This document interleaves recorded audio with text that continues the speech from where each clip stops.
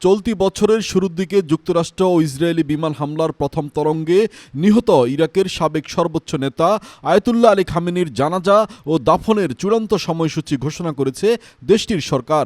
ইরানের রাষ্ট্রীয় গণমাধ্যমের বরাত দিয়ে জানানো হয়েছে, আগামী 4 জুলাই রাজধানী তেহরানে খামেনির মরদেহের প্রতি শ্রদ্ধা নিবেদন ও বিশেষ আনুষ্ঠানিকতা শুরু হবে, যা চলবে 6 জুলাই পর্যন্ত।